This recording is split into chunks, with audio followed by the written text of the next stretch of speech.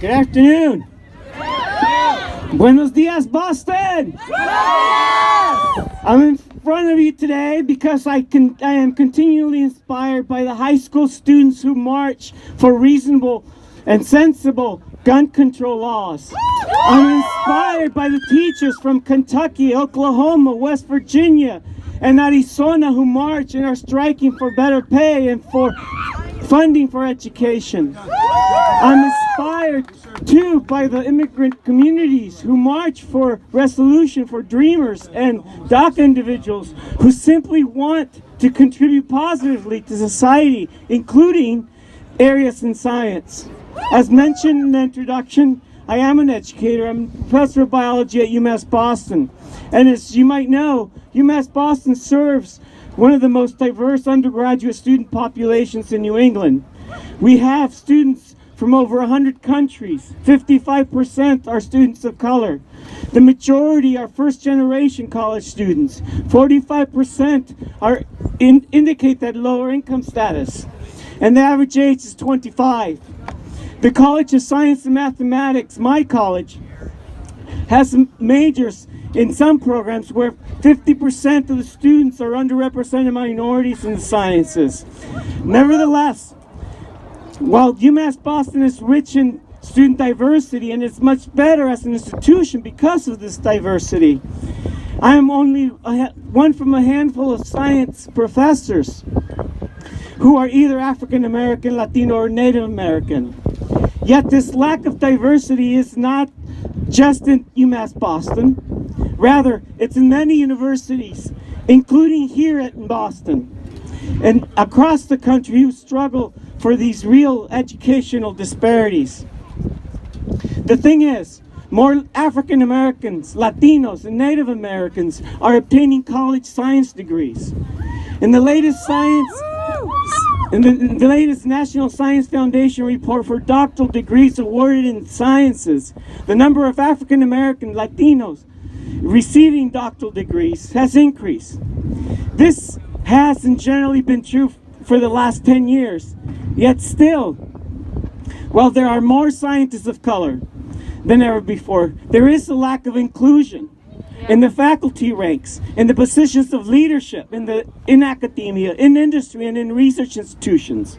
Therefore, one message that I hope you take home today is that educational inequalities are real, and they exist in the sciences. Speak up against these disparities and help implement policies that reverse these trends. My second message to you today is that diversity in the sciences helps. It promotes innovation and advances sciences. To emphasize my point, the National Foundation for the American Policy reported since 2000, U.S. immigrants won 40% of the Nobels in chemistry, physics, and medicine. In 2016, the U.S. won 6 Nobel Prizes. All of them were awarded to individuals who were immigrants to the U.S.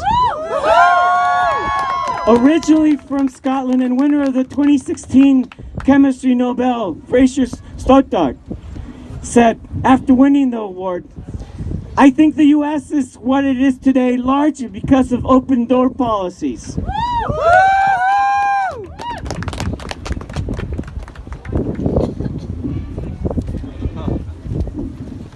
The wind. Yeah, wind power. Okay. Another example, one that is more personal to me. My family was once undocumented. We came to the U.S. when I was 6. We lived in fear of being deported. Eventually, we obtained permanent residency and we became U.S. citizens, and my siblings and I got college degrees. As a result of the recent DACA decisions, and in thinking about science diversity in this country, I was curious to know how many PhD level scientists from my network were at one point undocumented, and whose parents or relatives or significant others were undocumented. I surveyed colleagues from across the country in all fields of science. Of 94 respondents from my survey, a quarter indicated that they were at one point in their lives undocumented. 40% said that at least one of their parents was undocumented. 66% had a relative who was undocumented. My point is this: a large number of science leaders and educators in STEM, particularly those who are working to make education more equitable, are directly impacted by current immigration policies. And the reality is, our experiences as immigrants has made us the leaders that we are today. So I ask you, what would science in the U.S. look like if we were not here? What does this mean for the future of science if we are not participating?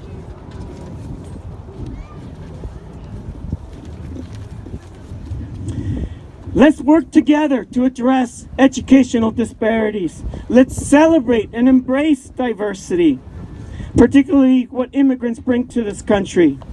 Onward and forward, and si se puede.